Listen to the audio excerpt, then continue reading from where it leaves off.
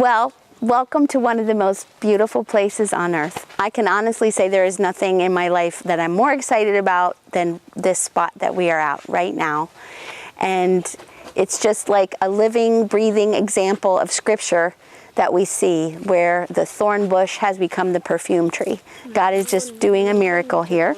In 2006, I got to come and join in on this, and it was already a dream and a vision of Alliance Women Burkina for 15 years before that. They had been praying and asking God to give them somehow a center. They didn't know what that would look like, but some place where they saw all these young girls that didn't get to go to school, that were in difficult situations, but they had no way of bringing them in and providing training for them.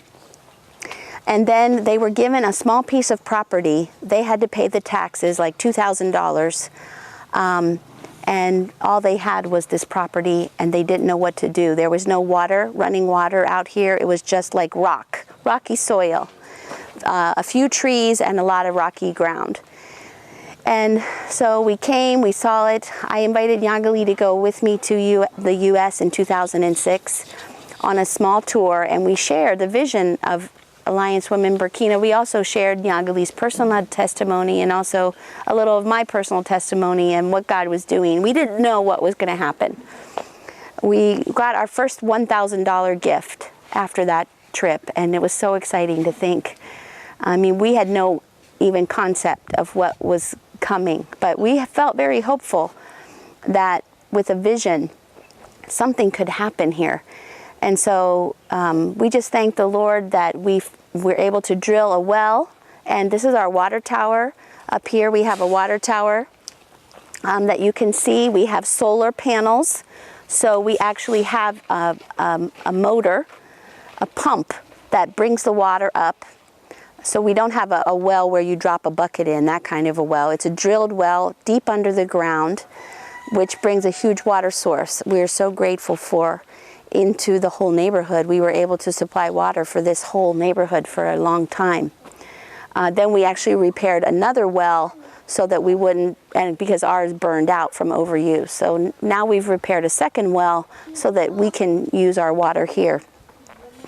And we planted these eucalyptus and mango trees all around the property. That was the first thing. It was just a bare piece of property with a well and a circle of trees around it. So you can see how much they've grown since 2006.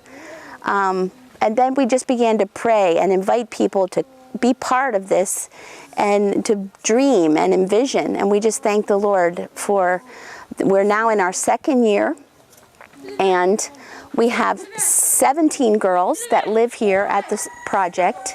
They sleep here, they eat 3 meals a day here. They have a systematic routine. They wake up at a specific time in the morning. They have morning chores that they do. They clean out the toilet area, the showers, they heat water for bathing, they work on their breakfast, they sweep out the classrooms, they do some field work. They have morning devotions after breakfast. They do their classroom time in the morning. They do have a little time in the morning now that they're working in the field when they're here, because before the heat of the day, they want to do their field work in the morning in the early hours. They get into their classroom, they have Bible teaching, and then they are, it's like a sewing school. They have sewing machines. First of all, they do their hand sewing. They're learning all different kinds of hand stitches that are just incredible. They've learned knitting and crocheting as well. They do soap making. They dye cloth. Cotton is #1 export of Burkina. They've learned how to do beautiful dyeing of cotton materials. And we have shea butter is really a popular thing these days. It's been in Burkina for centuries. It makes lovely soap, and it's a beautiful soap for your skin, and they make shea butter soap here. So they have, most of their handwork is in the afternoon.